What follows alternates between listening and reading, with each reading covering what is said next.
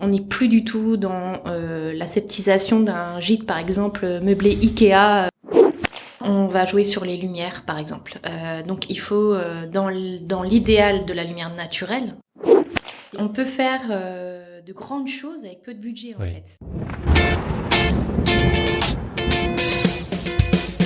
La BHZ League est la chaîne costarmoricaine dédiée aux coworkers résidents, ponctuels et réguliers du BHZ Coworking à Lannion. Rendez-vous chaque jeudi autour d'un café ou d'un thé. Indépendants, start-upers, télétravailleurs, qui sont ces acteurs qui font vivre l'économie locale? Comment s'organisent-ils au quotidien? Ils donnent tous leurs tips de super-héros. Passionnés, challengers, déterminés, découvrez leur parcours, leur activité dans les Côtes d'Armor et même au-delà. Rendez-vous en description d'épisode pour connaître toutes nos actus. Bon allez, c'est parti. Bonjour à toutes et à tous. Aujourd'hui, samedi matin, on continue cette belle saison 2 qui a bien commencé. On est avec Rosen et Patrick. Salut Gaël.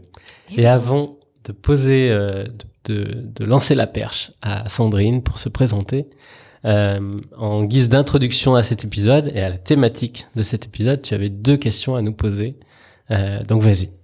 Bonjour. Alors, on va parler d'endroits ressources. Et du coup, la question que j'avais à vous poser, c'est quand vous pensez à votre univers autour de vous, quel est l'endroit dans lequel vous vous sentez vraiment bien, dans lequel vous avez envie d'être et qui est ressourçant pour vous? Alors pour moi, il n'y a pas de lieu particulier. C'est plutôt, en plus je vais sortir la carte Joker parce que c'est même pas une pièce. C'est vraiment n'importe où pour le coup, à condition d'être dehors, auprès de la nature. Donc ça peut être la mer, ça peut être la forêt.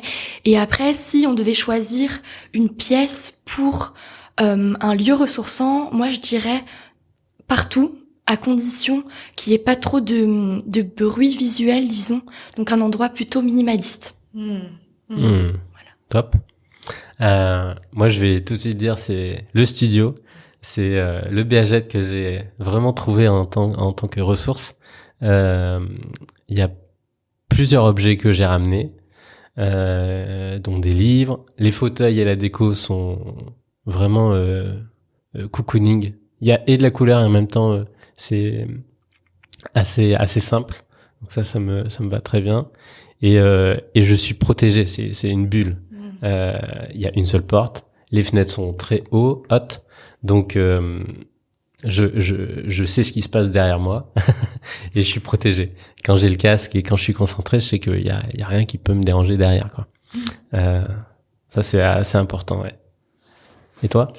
Alors moi c'est plus alors c'est un moment dans la journée et c'est un lieu dans la maison. C'est le matin au réveil avec mon café en bout de table. Comme le parrain. Comme un parrain. Comme le parrain. Comme le parrain. Mais il y a personne autour de moi, donc et en fait j'ai la vue sur mon jardin, la maison qui se prolonge en fait, et voilà, c'est un peu une vue perspective et je suis au calme et ça me permet de mettre en route, recentrer, on va dire ça comme Super. ça. Ok, bon, bah, c'est très évocateur en tout cas. Ça regroupe tout ce dont on va parler. Par la suite. Ça te fera plein d'exemples pour l'épisode.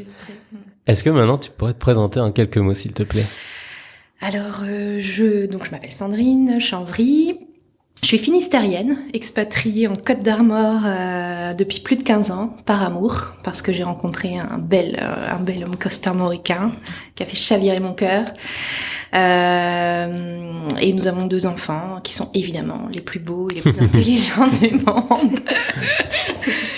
Voilà, donc après, je peux vous présenter un petit peu ma société. Oui. Donc après 20 ans dans l'immobilier, locatif essentiellement, dont 6 au Gîte de France, et une expérience aussi en tant que directrice adjointe d'une résidence pour seniors, j'ai décidé de mettre dans ma recette de création d'entreprise l'immobilier et la déco. Et donc j'ai créé la société Vitanova Conseil, qui accompagne les propriétaires de meublés à optimiser leurs biens. Donc quand on dit meubler, ça peut être des locations saisonnières, mais ça peut être aussi de la colocation, ça peut être aussi un meublé plus ou moins longue durée, de 6 à 10 mois pour des personnes qui sont en train de construire, ou bien le temps d'arriver après une mutation par exemple, le temps de chercher sa maison. Et ça passe par différentes étapes. En amont, l'étude de rentabilité et la faisabilité du projet, l'étude des prix, le marché, les charges. Ensuite, je peux accompagner également sur les démarches administratives comme l'aide à la déclaration SIRET, le CERFA et tout ce qui est inscription sur les portails, le portail par exemple taxe de séjour et les plateformes. Ça, c'est la visibilité et la communication. On sait que aujourd'hui, notre regard se pose uniquement 3 secondes sur tout ce qui est annonce. On scrolle énormément. C'est sur Vinted, c'est sur Le Bon Coin, mais c'est aussi sur Airbnb. Ouais. Et du coup, il faut un titre impactant. Il faut une annonce qui vraiment va séduire. Et ça, c'est mon cœur de métier. C'est d'accompagner les propriétaires à être le plus visible possible. Mais pour être visible, il faut aussi être beau et avoir des belles photos. Et du coup, la déco est très, très, très importante. On n'est plus du tout dans l'aseptisation d'un gîte, par exemple, meublé Ikea. J'ai rien contre Ikea, mais uniquement Ikea. Aujourd'hui, on a besoin d'une âme dans le lieu, en fait. Donc, c'est vraiment en ça que ma mission, que j'ai créé Vitanova. C'est pour vraiment faire en sorte de personnifier un lieu. Donc j'accompagne par exemple, je peux vous parler du propriétaire que j'ai accompagné le mois dernier, qui a une grande maison et qui sa femme le louait en gîte de tourisme, mais elle est décédée et lui il a besoin d'un petit pécule financier quand même pour compléter sa retraite. Donc on a basculé la maison, pivoté sur de la colocation. Donc voilà, donc il a fallu adapter les lieux, chaque chambre, pour que chaque étudiant qui va y vivre, y trouve un endroit ressource justement, un endroit cocon, et que ça soit adapté à la clientèle cible que l'on a fixée avec ce propriétaire. Voilà en quoi consiste Vitanova. Et est-ce que tu accompagnes aussi un peu les professionnels ? Alors oui. Parce que Patrick, je pense qu'il va avoir une question pour ici. Les professionnels, c'est aussi évidemment en décoration d'intérieur une cible pour moi, dans le sens où on pourra en parler, mais on voit un lieu comme ici au BHZ où tout a été pensé, on voit bien que c'est harmonieux, quoi. Donc C'était comment au début, Patrick ? C'était comment ? C'était un traiteur. C'était un traiteur. Faudrait qu'on fasse avant-après. Je vous montrerai des photos, une session avant-après. Mais avant, ici, c'était un traiteur assez réputé, de ce que j'ai compris. Ils organisaient, il y avait une grande salle. Là, par exemple, on est dans la salle, là où on enregistre, là, on était dans la salle de réception. Parce qu'il y avait la cuisine, une salle de réception et une salle, alors ça, je pense que c'est là où on dansait, quoi. Et de l'autre côté, d'accord. Et de l'autre côté, il y avait une sorte de... Donc, ils recevaient, quoi. Ils recevaient ils recevaient. On pouvait faire célébrer les noces ici, a priori. Okay. Et il y avait aussi une salle de restauration. Ouais. Donc, mais c'est au niveau déco, ça n'a rien à voir avec ça, hein, je vous rassure. C'était très années 80. Et donc, donc l'idée, ça a été effectivement le thème, donc si je rebondis sur ta présentation, Sandrine, en fait, c'était d'essayer de créer un espace où chacun se sentirait chez lui. Donc, quand j'entends Gaël dire que ici c'est son lieu ressource, bingo. Je me dis que j'ai 20 sur 20. J'ai rendu ma copie, j'ai mention très bien au bac. Et puis quand on voit que Bruno est là aussi très très souvent et très tôt, donc, tu peux aussi... Je suis allé trop loin dans le concept de chez soi, quoi. C'est ça. Non, mais c'était ça. L'idée, en fait, le fil conducteur, c'était ça. Donc, je me suis entouré d'un architecte pour repenser un peu les lieux, au départ. Parce qu'il y a eu de la démol, puis de la reconstruction. On a complètement changé l'espace. Et après, si je reste sur la déco, en fait, il y a eu 2 jours où moi j'avais plein d'idées, mais j'ai souhaité en fait partager, et je voulais aussi que le lieu, vu qu'on est sur une thématique super-héros qui est très masculine malgré tout, mais je me suis entouré de femmes. Et on a brainstormé sur la déco, je leur ai dit ce que moi je voulais, j'ai challengé en fait mes idées, quand c'était un peu trop masculin, ben forcément elles ont apporté la touche féminine, ce qui fait que du coup, dans l'espace, on en parlait tout à l'heure en introduction, ben j'ai pas mal de femmes qui sont séduites par les lieux, bien que ce soit un endroit un peu garage, un peu industriel. Et donc il y a un bon mix, une bonne harmonie, je trouve, en tout cas entre le goût, on va dire cocooning, chaleureux et tout ça, et l'effet un peu garage, indus. Le mobilier aussi, hein, parce que t'as pas été Et chez sur Ikea. le mobilier, bah après, ouais, j'ai poussé le trait jusqu'au bout à me dire, ok, on est sur du minimaliste, il y a ses défauts, enfin, on voit des tubes d'aération, des trucs comme ça.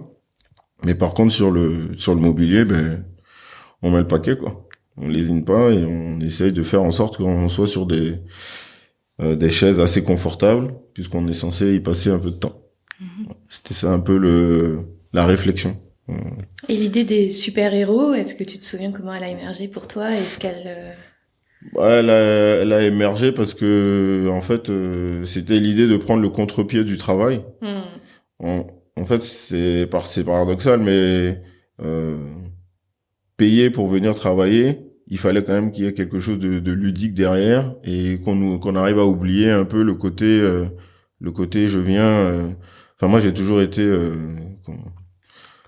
allergique aux bibliothèques d'école. J'y allais jamais. CDI et tout ça, on m'a pas trop vu. Parce que je trouvais que c'était trop calme, droit. Et en fait, un coworking, c'est un peu ça aussi. Mais il y a autre chose. C'est un lieu de vie, en fait, au final. Alors que dans un CDI, je sais pas, ou dans une bibliothèque, des fois... Bon, si, il y en a qui vont trouver que c'est des lieux de vie. Hein. Je dis pas le contraire. On n'aurait pas pu faire l'auberge espagnole comme hier. Ouais, voilà. Ça aurait été compliqué. Donc voilà. Donc c'est parti un peu de ça, en fait. D'essayer d'amener du ludique dans le travail et puis quelque part, ouais, le fait de se lever tous les matins pour aller bosser, c'est un acte de super-héros. De temps en temps.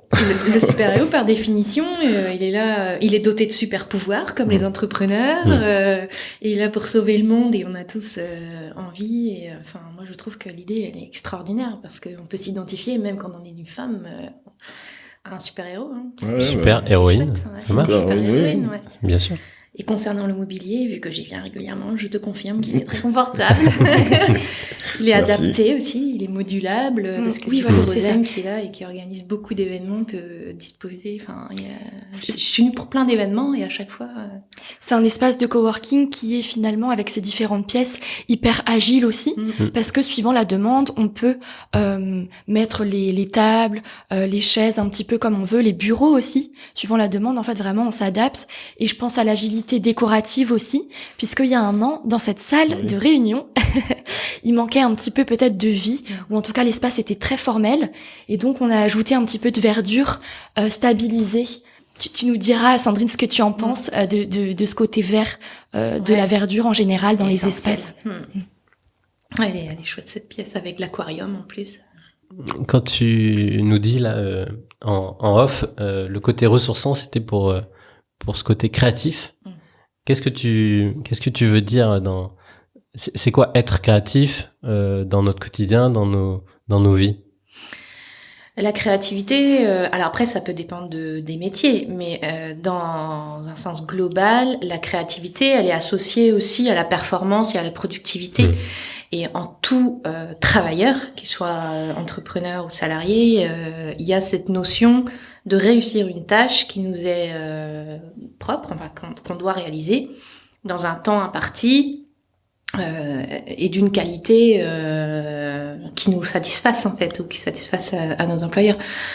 Par exemple, Rosen, quand avec ta boîte de communication, tu as besoin de faire des posts ou de créer des contenus, si tu sais que le post en question ou le contenu, tu peux le créer en 1 heure et que ce jour-là, tu le fais en 4 heures, bah, tu vas pas être satisfaite de toi et donc tu vas te dire, alors ma créativité aujourd'hui, voilà. Donc en fait, la créativité, c'est l'innovation, c'est la possibilité de générer plein de nouvelles idées, de se remettre en question, d'être agile aussi par rapport aux choses qui viennent à nous au quotidien et de pouvoir trouver des solutions, être flexible et en ça, un lieu peut booster ou anéantir une créativité. Ouais. Donc, par exemple, pour réussir à trouver un lieu qui nous mette en position de créativité, il faut absolument, selon moi, qu'il soit incarné, en fait, qu'il soit personnifié et qu'on y ait mis notre touche personnelle. Ça peut être justement le fauteuil de Patrick quand il se lève le matin et qu'il est superbement installé en face de la vue panoramique qui s'offre à toi. Voilà, la nature pour Rosen, parce que c'est très important de mettre du vivant. J'ai vu dans ta bulle que tu as des plantes, par exemple, Gaël. Bon, ça c'est très important. Ça fait partie des contrats de ce que je permets en fait aux coworkers résidents, c'est que dès qu'ils arrivent en fait, je leur dis, quand on s'est rencontré, Gaël, le premier truc que je te dis, c'est tu fais ce que tu veux, tu ramènes ce que tu veux, tu l'organises comme tu veux, et puis je pense que, si je réfléchis bien, chaque personne qui est résidente a son petit article déco. Bruno, c'est l'imprimante. Non, moi, c'est les livres. Il a déjà changé 3-4 fois d'organisation. Ah oui, c'est vrai. De place, de au sein du bureau, de disposition. Mais je pense tout ça pour retrouver un élan, et je pense que c'est tous les ans en fait, donc pour repartir sur une nouvelle dynamique. Anne-Cécile, elle a carrément redécoré son espace aussi. David, il a ramené sa chaise. Ouais, et son écran, et un rideau. Comme quoi, même dans un espace de coworking, il est nécessaire, en fait, d'avoir ces objets doudous. Est-ce que vous en avez, d'ailleurs, des objets doudous qui sont inévitablement dans vos bureaux Eh bien, une nouvelle fois, carte joker pour moi, parce que je n'ai pas d'objet doudou. Non, Rosen, c'est le nombre de portables. J'en ai 3. Moi, c'est la tasse. Ah, elle est moulée à ta main et personne ne peut la prendre. Je pense qu'il y en a qui la prennent, mais ils se brûlent, je pense. Ah oui. Ou le café est pas bon dedans. C'est un super pouvoir que tu as mis en place. Et moi, c'est des livres. Et puis, il y a un tableau qui a été fixe déjà. Et en fait, j'ai amené quelques petites choses. Mais dès que je suis arrivé, je t'ai dit 2 heures après, je viens, quoi. Ouais. Je le prends. Parce que c'était déjà très très bien pensé, et je me suis déjà imaginé et visualisé directement au quotidien dans cette pièce. Donc j'ai juste amené un petit peu de matériel. J'ai aussi ma tasse, j'ai aussi une casquette, des petites choses. Les premiers cadeaux des fêtes des pères, ça y est, c'est dans le bureau. Ah oui, le dessous de tasse. C'est ça. C'est important, je pense, de comprendre que quand on entre dans une pièce, elle émet des ondes. Ça peut être des ondes qui sont liées aux couleurs des murs ou des objets qui se trouvent déjà dedans, ou un ressenti qu'on peut avoir en disant moi je me sens bien là ou je me sens pas bien. Et si jamais on se sent pas bien, parce que finalement on choisit pas forcément toujours la pièce où on va travailler. Je pense par exemple aux locataires de LTC, notre communauté de communes. Ils arrivent dans une pièce, j'ai travaillé souvent avec eux pour personnifier ça. Et en fait, par exemple, les couleurs, elles ont une longueur d'onde sur nous. Typiquement, le bleu, par exemple, a une longueur d'onde qui arrive au cerveau qui est très longue. Donc, si vous voulez agrandir un espace, il faudra mettre du bleu parce que ça va avoir cet effet. Au contraire, le rouge, c'est l'inverse. Donc, une pièce a un effet sur nous, en fait. Donc, si David a changé de place à ses meubles, c'est que au niveau de la circulation d'énergie ou de lui-même, d'ailleurs, de la fluidité de ses mouvements, ça lui convenait peut-être pas. Et voilà. Donc, c'est important. D'ailleurs, rien que des personnes qui n'ont pas forcément un bureau, mais pensez par exemple aux routiers, leurs camions sont totalement personnifiés, sont incarnés. Incroyable. De l'intérieur comme de l'extérieur. Visuellement. Et c'est leur outil de travail. Et avec une identité sonore aussi, ils adaptent les klaxons. Voilà. Donc on a besoin, je pense tous... Et c'est peut-être aussi ce qui peut justifier que en open space, parce que du coup je l'ai observé, le principe c'est de s'installer un peu où on veut. Et au final, tu t'aperçois que quand tu as l'habitude de t'installer à un endroit particulier, tu y restes. Tu t'installes toujours à cet endroit. Alors que tu as la possibilité de... à Paris, quand je suis dans ma mission, là, je m'installe toujours au même endroit. Et dès que ma place elle est prise, je suis un peu énervé. Ouais. Je dis non, je reviendrai plutôt demain matin, comme ça je récupère ma place. Et c'est un peu la même chose ici. Moi, je te rejoins, Patrick. J'ai toujours ma petite place aussi adorée, mi-assise, mi-debout. Comme ça me permet moi aussi de changer, d'être en mouvement de temps à autre, d'aller jusqu'à la cuisine, prendre mon petit café, discuter un petit peu, revenir à ma place. Sauf, mais j'ai vraiment mon endroit favori sauf aussi dans quand l'open Élise space. est là. Sauf quand Parce Élise que est là, là, c'est tu vrai, lui donc c'est laisses de la place. l'alternance. C'est vrai qu'Élise, Parce que elle travaille Élise, du debout, coup, assise aussi, ouais. comme oui. toi. D'accord. Exact. Mm. Et qu'est-ce que tu penses du blanc, Sandrine? Est-ce qu'il y a parce que j'ai lu il y a peu que justement c'était une couleur qui, enfin si on peut l'appeler couleur, qui favorisait le burn-out justement. Et moi je me suis dit purée, j'adore le minimalisme. Chez moi tout est blanc, donc les après-midi où je télétravaille, je me sens justement dans une safe place aussi parce que visuellement c'est calme, c'est apaisant.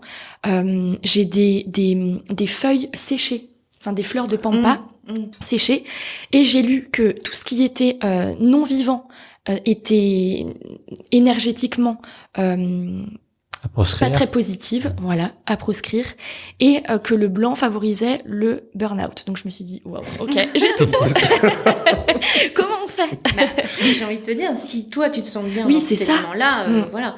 Après, clairement en décoration, on sait que les couleurs ont une incidence sur nos humeurs ou sur les émotions aussi. Par exemple, le bleu, ça fait appel à la pensée, au céleste. Donc voilà, il y a des couleurs qui vont être plus des énergies, la passion, comme le rouge. Voilà. Donc en fait, quand on est dans un lieu dans lequel on doit être créatif, en fait, ça dépend des personnes. Soit on a besoin d'avoir un espace dynamisant. On est prof de sport dans une salle de sport, on va pas mettre des couleurs très apaisantes. On va choisir des couleurs dynamisantes. Donc sur une roue chromatique que j'ai là devant vous et que vous connaissez, que beaucoup connaissent avec les couleurs, on va choisir des couleurs contrastées pour booster, pour dynamiser. Par contre, si on est dans un univers, par exemple, on est thérapeute, on est voilà, donc là on va être dans un univers apaisant et dans ce cas-là, on va plutôt choisir des couleurs complémentaires qui vont faire appel à nous. Après, est-ce qu'elles ont oui, moi j'ai lu aussi les mêmes études que toi sur justement les effets qu'avait une pièce blanche, et dans tous les cas, ça rappelle l'hôpital, ça rappelle le soin. Surtout s'il y a des néons. Voilà, surtout si la lumière n'est pas adaptée.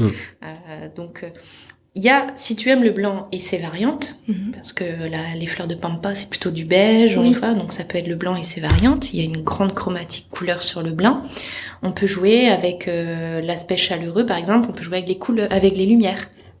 La chaleur, les Kelvin, on appelle ça, donc de l'ampoule, vont faire que on va quand même créer un espace cocon chaleureux malgré tout. On peut jouer avec les textures aussi. On va pouvoir prendre un plaid blanc ou beige, mais tout doudou, dans lequel on aime bien être aussi. Ça peut être une chaise. Comme les fauteuils dans lesquels on est assis là actuellement. Qui sont hyper englobants, chaleureux, parce qu'on se sent bien assis dedans, quoi, en fait. Donc...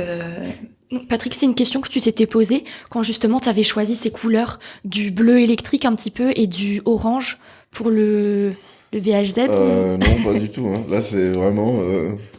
j'apprends que le bleu c'est ça. En fait, non, c'est une proposition que m'avait faite l'architecte, et après, derrière, on était sur ce orange, puisque la couleur du BHZ Coworking, c'est orange, donc on a joué un peu sur ça. Mais j'imagine que elle avait peut-être ces infos-là, du bleu, là. Mais c'est sûr que ça marche bien. L'orange, il est un peu plus dynamique. Peps. Moi, j'ai adapté les bonnettes. Hein. Ah ouais, T'as vu ça, ouais. Bleu et orange pour la BHZ League. On est raccord, c'est bien. C'est le branding jusqu'au bout. Après, il y a aussi un travail avec les matériaux. Moi, je sais que je préfère le bois. Je ne travaille quasiment que sur des bureaux en bois. Un bureau en verre ou en métal, ça me refroidit directement. Les textures sont très importantes. C'est vrai que, et visuellement, et dans le ressenti. Le bois, par définition, c'est une matière authentique, c'est une matière vivante, c'est une matière chaleureuse. Donc c'est vrai qu'on l'utilise beaucoup pour réchauffer une pièce ou pour justement personnaliser une pièce. A contrario, il y a d'autres matériaux qui peuvent fonctionner aussi, mais ça dépend de la personne, comme des matières organiques, le marbre par exemple. Puis ça fait pas le même bruit. Et Quand tu poses une casserole sur du marbre, c'est rigide, c'est froid. C'est vrai. Il y a de la réverb, alors que le bois, il absorbe, l'écho est pas du tout pareil. Et dans un espace dans lequel on doit travailler, il faut aussi surtout ne pas négliger la fonctionnalité. Il faut que ce soit beau, mais il faut aussi que ce soit confortable et que ce soit fonctionnel en fait. Donc il faut pouvoir adapter le lieu avec tous ces éléments-là et il existe plein de solutions, mais comme la grande table au milieu ici ou celle-ci en fait, elle est en bois et tout de suite il y a de la couleur dans la pièce quoi. On comprend vraiment en fait que le lieu c'est une ambiance. On peut le voir du coup soit comme un refuge, un cocon, ou au contraire plutôt s'en distancier et le voir un petit peu comme une cellule qui serait, je sais pas, un petit peu froide. Quels sont les principaux conseils que tu donnes à tes clients pour rendre justement leur lieu un petit peu plus chaleureux? Alors, on peut, au-delà de la personnification dont on a parlé tout à l'heure, on va jouer sur les lumières, par exemple. Donc, il faut, dans l'idéal de la lumière naturelle, parce que c'est très important d'avoir la perspective dont tu parlais tout à l'heure, Patrick, par exemple, sur ton jardin, et donc, si possible, de la lumière naturelle, qui joue beaucoup sur nos émotions et sur notre créativité. Et après, il y a des lumières qu'on dit donc artificielles. Et là, il y a 3 fonctionnalités. Il y a la lumière générale qui est le plafonnier. Moi, je conseille aussi de toujours mettre une lumière, ce qu'on appelle fonctionnelle. Donc, c'est la lampe de bureau. Parce qu'elle a comme fonction de venir éclairer notre espace de travail. Et puis on peut avoir une lumière d'ambiance qui est quelque part dans la pièce, comme par exemple un lampadaire avec une ampoule chaude qui va donner un petit peu une ambiance, qui va venir finir un petit peu la décoration. Après, les couleurs sont très importantes, donc c'est pas le tout d'en mettre partout, c'est pas le sujet, mais c'est de jamais mettre plus de 3 couleurs. Si on a besoin de rester vraiment très concentré et de rester focus, parce que le cerveau se perd après et se fatigue. Moi, ce que je conseille souvent à mes clients, c'est de faire du 60-30-10%. Donc 60% d'une couleur principale, 30% d'une couleur secondaire et 10% d'une couleur un peu par touche quoi. Ça peut être la tasse de café, le coussin, le coussin, voilà. Donc on joue sur les textures évidemment aussi, comme on a dit tout à l'heure, c'est important même dans un bureau. On peut très bien mettre un tapis sous notre table de travail qui va venir prendre les couleurs. Ça peut être des coussins derrière nous sur le fauteuil. Le mobilier, donc jouer entre le fonctionnel et le confort, mais surtout pas encombrer quoi. Il faut pas en mettre trop, il faut trouver le juste équilibre entre les dossiers qu'on a arrangés par exemple et puis ne pas en mettre partout et encombrer. Ça encombre l'esprit aussi, donc voilà. Et alors là, ça c'est mon conseil suprême, c'est des plantes. Du vivant.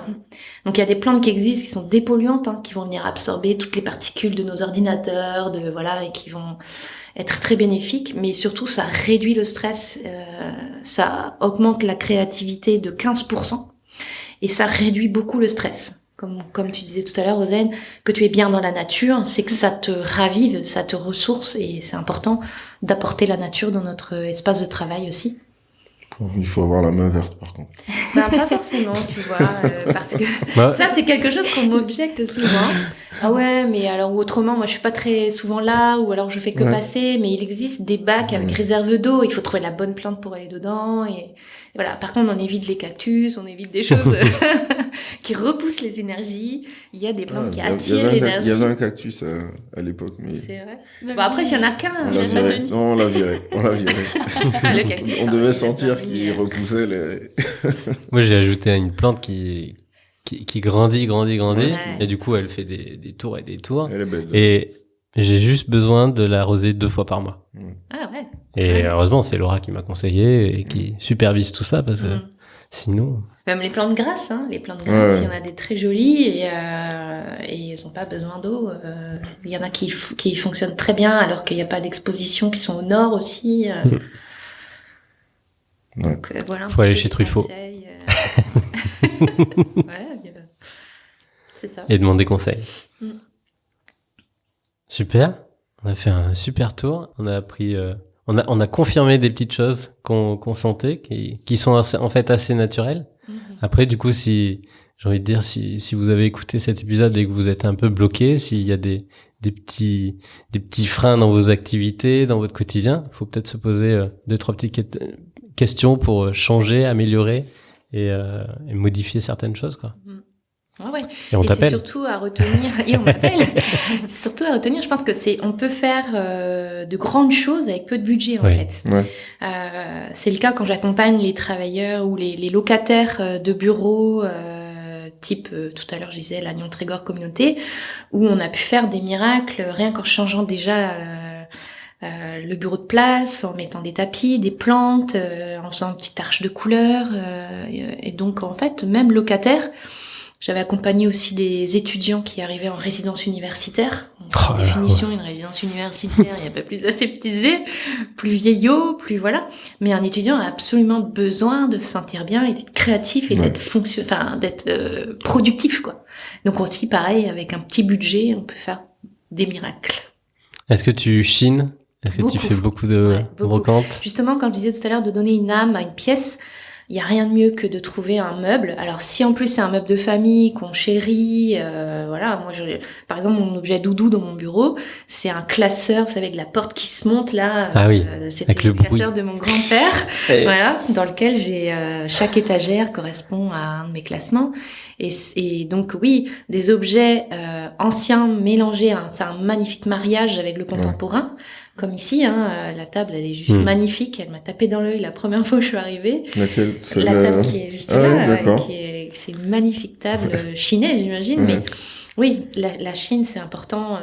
Et puis en plus, on est dans l'ère du recyclage, donc il faut absolument. Et puis d'ailleurs, pour garder dans les gîtes dans lesquels je peux travailler, pour garder les meubles de famille qui sont là, on peut faire appel à l'aérogommage. Ou, On peut les repenser, On oui. peut les repenser. Parce que souvent, ils sont sombres. Transformer. Mais bon, c'est pas une fin en et, soi. Hein. C'est très important, en effet, de mettre des pièces qui ont une âme dans un Et les bureau. revisiter. Ouais. C'est ça être créatif aussi. Oui, c'est ça aussi.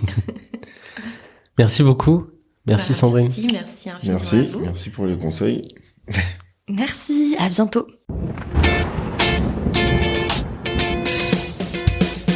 Merci d'avoir écouté ce dernier épisode. L'équipe du BHZ Coworking espère que vous avez découvert le profil inspirant d'une entreprise locale. Laissez un avis sur la plateforme d'écoute de votre choix si le cœur vous en dit. Et on se retrouve jeudi prochain, jour de marché à Lannion, pour le prochain épisode. On a super hâte. En attendant, retrouvez-nous au quotidien sur Instagram et Facebook. Et pour vous simplifier la vie, tous les liens sont en description.